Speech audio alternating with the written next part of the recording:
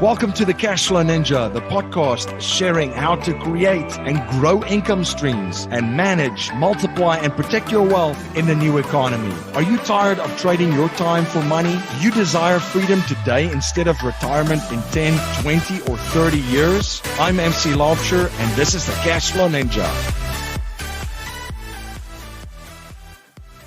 This is Cashflow Ninja. My name is MC Laubscher. Thank you for spending your most valuable resource, your time, once again with me on the show. I have another fantastic guest, returning guest on the show, Danielle DiMartino Booth. She is the CEO of Quill Intelligence. She's been a previous guest on the show. Just go to cashflowninja.com and look for a previous episode. I would highly recommend it. Danielle, great to see you again. Great to be here. Not a lot to talk about. I guess I'll start with this angle. The pandemic really has been the headline in 2020 all over the place. Everything, by the way, has been blamed on the pandemic. But some might say that a financial crisis was on the way. Is the day of reckoning here? And how did we get here?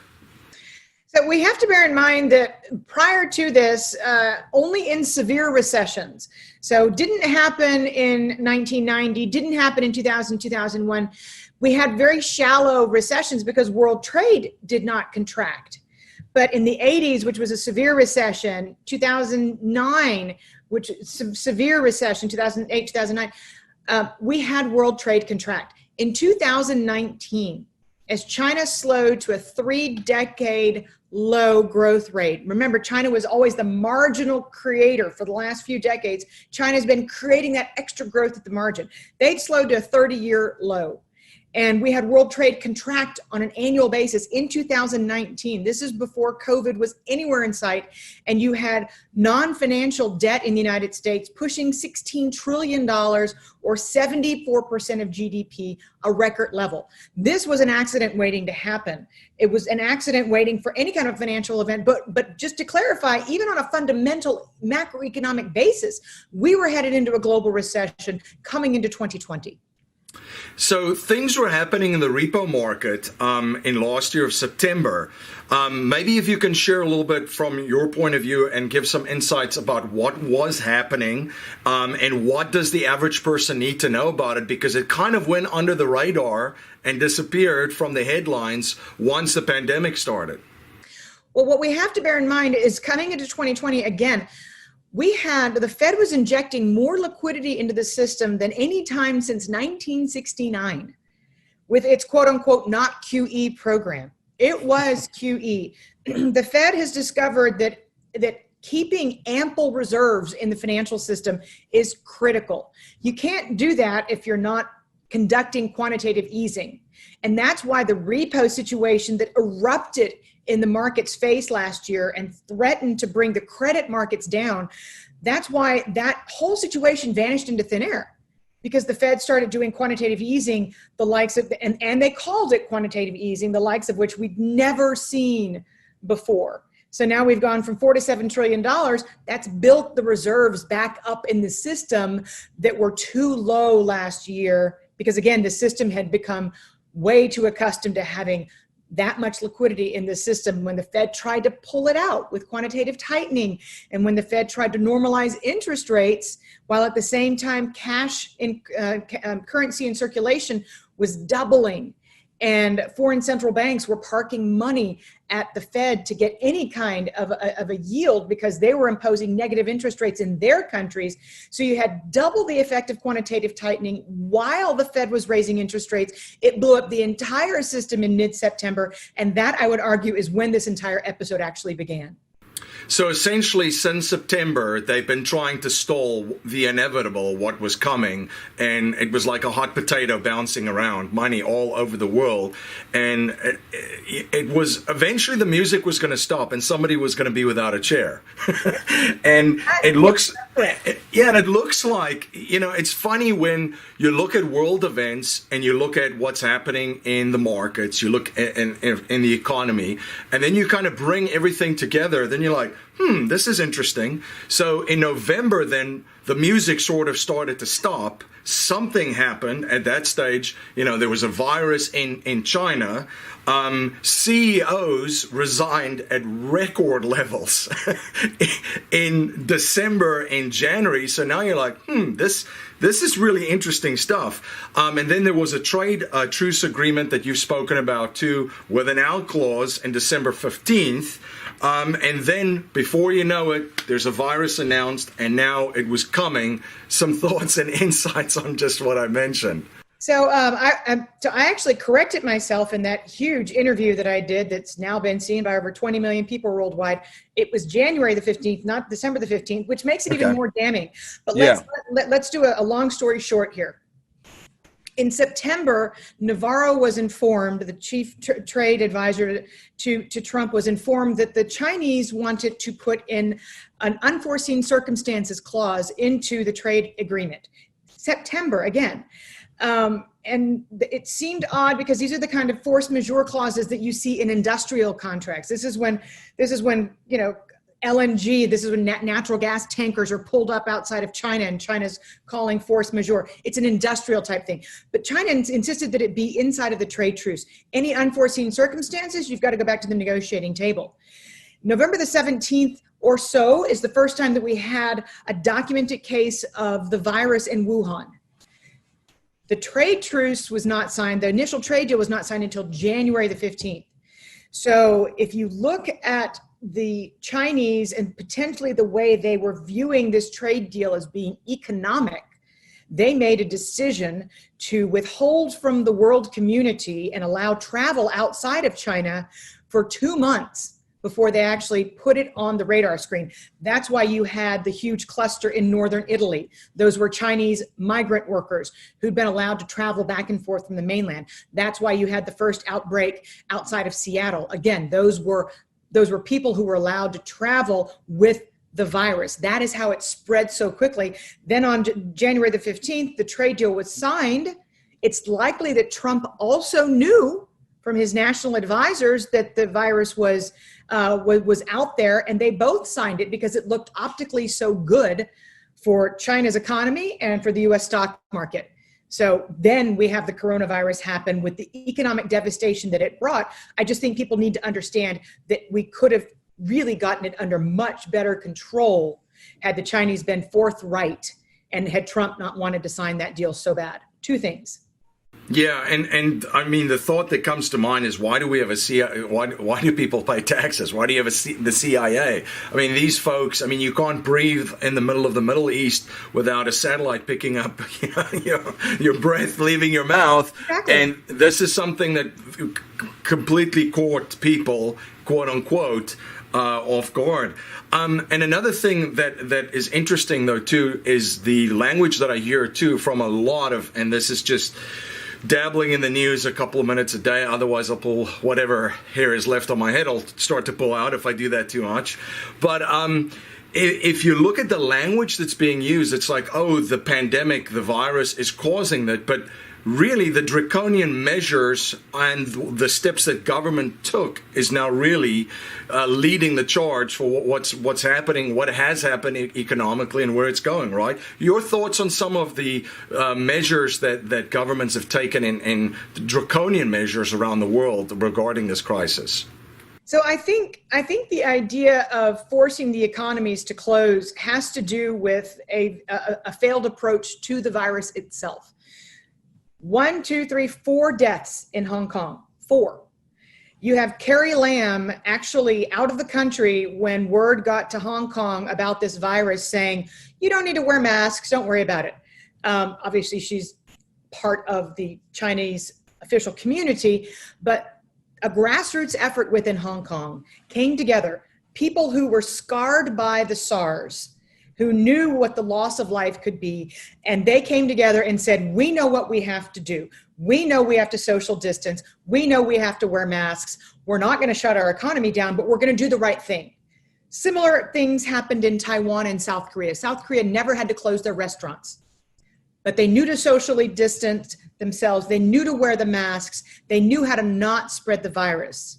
In so many of the places in the world where it's become a crisis, we have 312,000 more deaths so far in the current flu season in the United States than we've had in the past 3 years. So something is clearly out of whack, even if it's New York and New Jersey that you're talking about, but even in Texas where I live, it's spreading and continuing to kill people.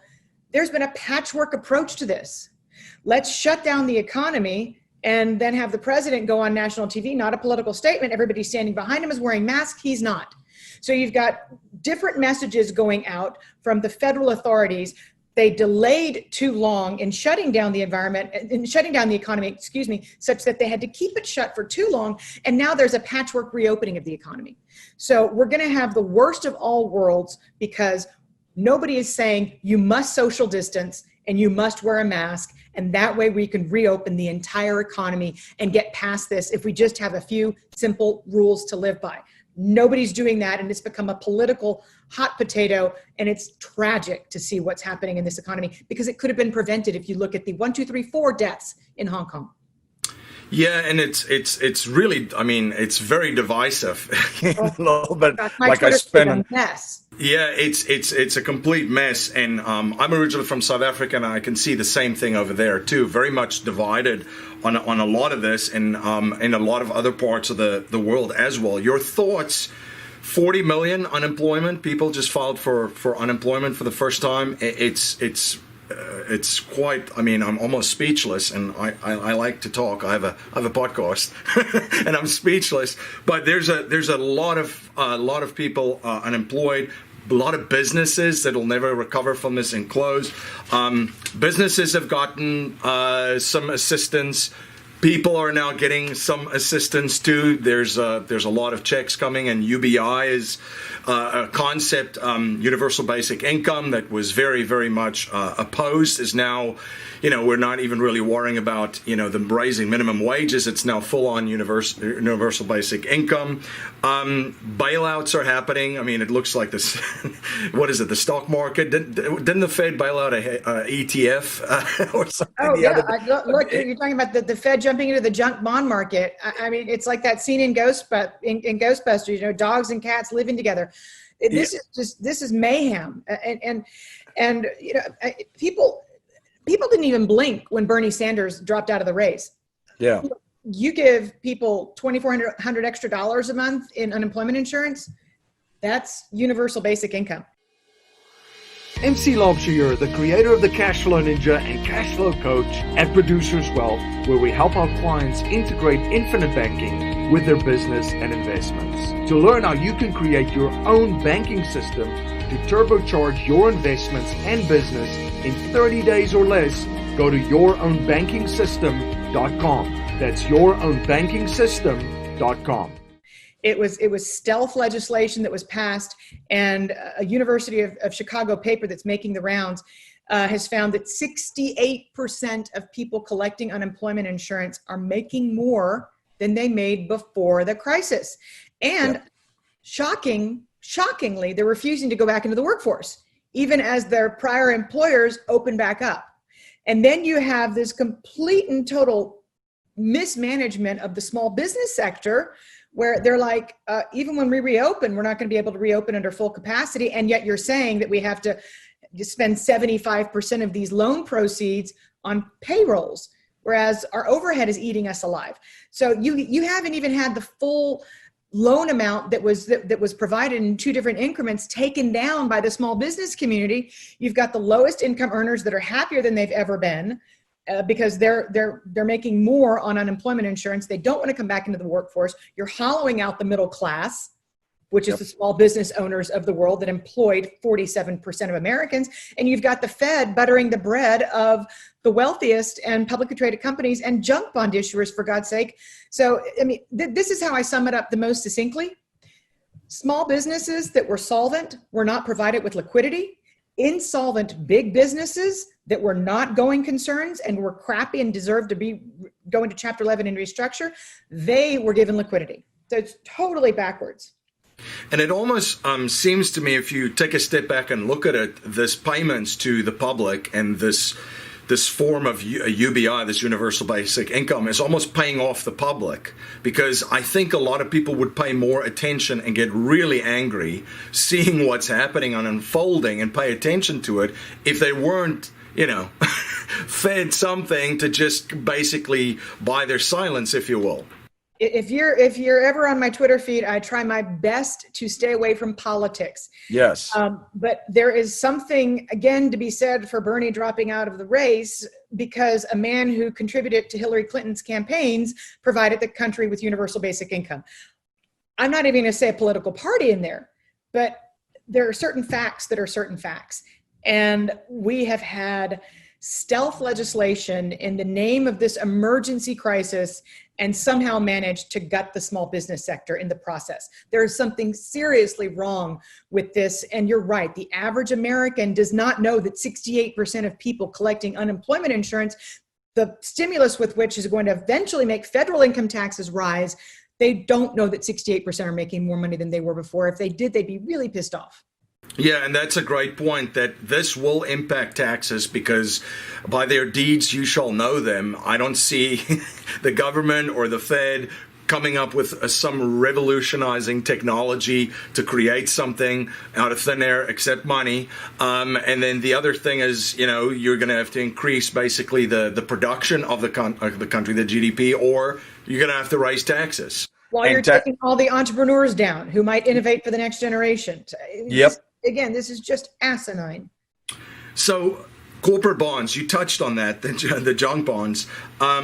Let's talk about the states too, because now, it's almost like dominoes just falling. And this is another thing that we've spoken about on the show, is the pension crisis that's looming and coming. And it's interesting that I already see now people saying, well, this is going to break the pensions. It's like, well, they were kind of broken before, but this is really just going to speed up what's about to happen. Your thoughts of what you're seeing there? So pop quiz, what was the first state to pony up to the Fed's emergency municipal program? Oh, I don't know, Illinois. Yeah. So, we saw this coming. We knew that we had coming into this, we knew that we had $7 trillion of underfunding in the public pension system. And then you have this massive unemployment insurance program that breaks the back of budgets of states that were in good shape, to say nothing of states that were that had completely underfunded pensions. And as you said, it's a domino. We've gone from junk bonds to junk municipal issuers, and they're all lining up for a bailout. But again, it's like the universal basic income that a lot of conservative voters don't know about. What if you were to tell somebody in Texas, where I live, or in Florida, where there's no state income tax, that their federal income tax rate's going to rise in future years to bail out New Jersey and Illinois? Again, you're going to have a lot of pissed off people if they figure out what's going on under their noses. Yeah. Looking at the economy now, slowly opening back up, and people were screaming V-shaped recovery and all that kind of stuff. And there's a lot of folks in our community that are pretty smart, and I would say very, very, very smart and creative and great entrepreneurs. And there's going to be some massive opportunities. There's going to be some people creating unbelievable stuff, just as what happened with the last one. But we have to operate into an environment, within an environment where the majority of people, it's not going to be the best of times. What do you see as far as the economy with this opening up? What does it look like for the rest of 2020? Businesses, the regular person on the street. What are some of your thoughts? Well, so the problem with the coronavirus is that your most innovative, educated people are also following the data the most closely. So they know how many cases are in their community. Like me, they know that a block and a half away, the health department had to shut down the local burger stand. So they see people out there not wearing masks. And they're doing it, a lot of the people who are not wearing masks are doing it as some kind of a political statement, which is stupid. And so you're going to have, Data Central's been running the data every single week. 53% of Americans still feel unsure. They're very concerned about the coronavirus. So even after you reopen, we've seen this in the state of Georgia, you're still going to have a reluctance on the part of a lot of big spenders who still are employed about going back out and spending. So you've got, but yet you feel like things are getting better because a lot of the people who are collecting universal basic income are on Robinhood and trading the stock market with what they're getting. I mean, the stories are just, you've seen big screen TV sales go through the roof. So there is consumption happening with universal basic income recipients because they've always been the type of consumers to spend every penny that they have. But it's those who make a little bit more, and especially the highest income earners, the top quintile of earners, the top 20% of earners are responsible for 40% of consumption in this country. They don't believe in the stock market. If they did, you would have seen Bloomberg's consumer comfort increase. So you're going to have the wealthiest Americans and the ones who make the most reticent about going back out into their communities and spending money. That's not a good forecast for what the velocity of this economic reopening is going to look like. Yeah. And the other thing too, you touched on the markets. You know, we were just speaking about it. You know, you have 40 million people filing for unemployment, and the stock market is up again. I mean, so it's basically nationalized. It's not really a true indicator of what's going on. And I think it was Sam Zell that said it's just side bets at the moment. Yeah. People looking at what's happening. I mean, look at Sam Zell's world. You know, I mean, he knows that commercial real estate's never been more overvalued in his entire life. But even people in commercial real estate right now are looking at the stock market and going, whew, I mean, nobody can tell you what the earnings in the price to earnings ratio is because it's undefined. You have 172 of the S&P 500 components that have pulled guidance for the year. And yet you've got people flocking into the stock market based on the notion that no matter what happens, if the stock market drops 5%, the Fed's already said they're going to buy junk bonds. Fine, the Fed's going to come in and buy stocks. We're covered no matter what happens. But I have created some hashtags on Twitter. You can't print cash flow and you can't print jobs. So at some point, the game's going to be up. Yep. And a very entertaining, highly entertaining Twitter feed that you have. So I would highly recommend our viewers and our listeners definitely check out your Twitter feed. Let's stay on real estate for a second because we've got a lot of folks in that. I want to see, you've mentioned commercial real estate, and there's the world is changing how we work, how we commute. I mean, telemedicine is now people look at it as a massive opportunity, an industry that's going to boom. Some thoughts just on that, and then maybe if you want to touch on housing too, because all of this, it's almost like dominoes, right? So people are getting unemployed, they're getting laid off, mortgages, rents. They're all related to each other. You have. Retail was a slow-moving train wreck coming into 2020, and we said that we'd never see 2019 numbers again, that retail was that bad. We've already got 2019 numbers through May in retail. Yep. So that is going to change the very complexion of strip centers, malls throughout America. But we know that if you look at the Bloomberg REIT index that's specific to retail, it's in the tank. What's not is office properties. Those prices have stayed up, and yet you've got Twitter saying you can work at home forever. You've got Google and Apple saying you can work at home until at least the end of 2020. The office space is not going to be approached the same way that it once was. And then you have multifamily, 82% of which was developed and constructed in the last cycle with luxury. You've got all these high rises and people not wanting density. Do you have this tremendous mismatch of really expensive apartments and people who are a little bit paranoid about getting in the elevator with somebody who might or might not have a virus?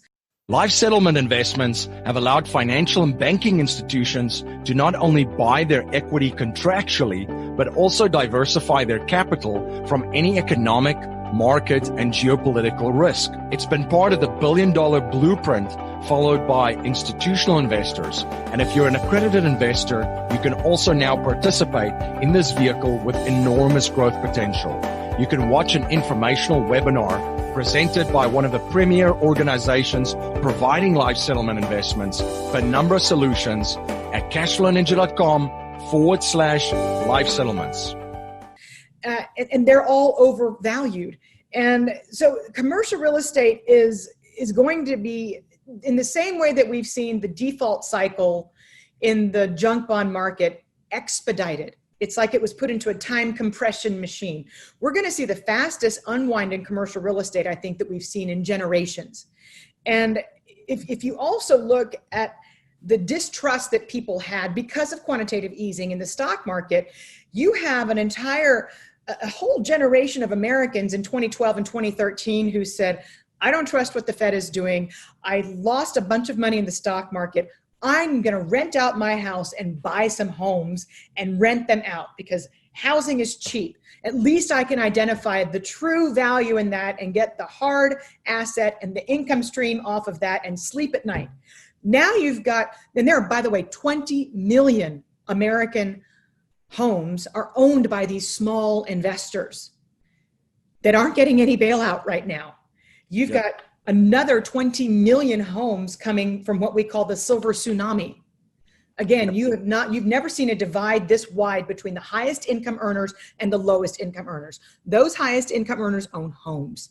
So you've got 20 million small investor homes, you've got 20 million baby boomer homes, and a lot of people who, once they can safely have an open house, are going to be putting these homes onto the market. We've been whining for years about no supply in homes, no supply in homes. That's going away, ladies and gentlemen. You're going to have more supply than you're going to know what to do with. And yet the millennials have been the generation most gutted with job losses. They're not going to be able to afford these McMansions. Yeah. While the small investors, they don't care. They're sitting on huge gains that they've made in these rental properties, but they're done with Airbnb and VRBO. They're getting out of the business. They're approaching retirement. They're going to, even if they take a huge haircut on the price of what they're selling, they're going to sell it and get the hell out. So housing is another, I'm writing about it today, in fact, for tomorrow's Daily Feather. Housing is another accident that's waiting to happen. For God's sake, Redfin has taken down its national pending home sales index. They say it's a technical glitch, but it's because the data is so bad. So once we get reopening, you're also going to get a lot of open houses. Yeah, so there's and throw in there the trend too, like you mentioned, of people now moving to rural areas away from big cities and suburbs and so forth. So there's going to be a lot of sellers and people looking to sell. And as you mentioned, the silver tsunami is. You will put a floor underneath some suburban properties. Right now, I've got friends in Greenwich, Connecticut, who've been sitting on elephant houses for 3 years and couldn't get an offer to save their necks, and they're going like this. So you are going to have a lot of opportunity in the rural areas if people can afford it and get mortgage financing, because lending standards are clamping down quick. I was just going to mention that. And at the same time, you have banks now, 720 credit scores, 20% down at a time like this where, people are going to struggle if you do want to buy that house in the suburbs, you might want to consider cash. Yeah, absolutely. Just some thoughts on gold, silver, and Bitcoin. I know gold and silver has been a store of value for centuries during a time like this where, we're just literally entering digits into the computers and creating money out of nothing. And it looks like a couple of investors have now started positioning themselves in Bitcoin too as an inflation hedge. Your thoughts on that? So I've never been a huge advocate of Bitcoin because of the economics of the mining. So I think quantum is going to change the economics dramatically, but B, and more importantly, because I spent 9 years working inside the Federal Reserve, and I know how central bankers think. Treasury Secretary Mnuchin has quietly announced that some of the UBI is going to start coming out in digital form. So this is a baby step towards FedCoin. And I don't know about the viability of Bitcoin or any type of private cryptocurrency if sovereigns have their eye on moving into the space, which I think is going to take us back around to the gold and silver discussion. So yeah. I think that between the two, between digital and precious metal, I think the precious metal is going to be the harder of the two, if you will, the better long-term hedge for what's to come. I personally do not own Bitcoin, but I do own silver and gold and a lot of good municipal bonds as well. That was just another full disclaimer. Yeah, no. The one thing, during your time at the Fed, central banks and governments, essentially, by their nature, do not like competition. Huh. That's an understatement. Yeah, absolutely. One last question for you, just some on opportunities. We've talked a little bit about businesses. The world's going to look a little bit different. The way that we travel, the frequency that we travel, where we stay at, how we travel. Some opportunities that you see in this new economy. We've seen the full online. Zoom has obviously been a huge winner. Online shopping, Amazon has been a big winner. Telemedicine and so forth. What are some other opportunities that you're seeing looking at economic data? So I think that people of means are going to be very afraid of airplanes. Again, the more educated you are, the more freaked out you are about this virus. So I think that there will be opportunities once the dust settles, whoever's got dry powder, to come up with a more affordable way of having private air travel. And we're seeing a move to that, of all things. I'm not trying to sound like an elitist. I just think that there's going to be a lot of latent paranoia out there. So I think the way that we vacation, the way that we travel is going to change going forward. I think the way that education is consumed has been revolutionized. I think that companies' telecommuting capabilities, companies are learning quickly how to automate their workforces, but at the same time, they're keeping their most productive workers, who they can now see on a spreadsheet, are very productive, despite the fact that they might have, 4 kids, different curriculum, homeschooling at the same time. So I think that there are going to be so many opportunities in technology going forward and in the next generation of travel.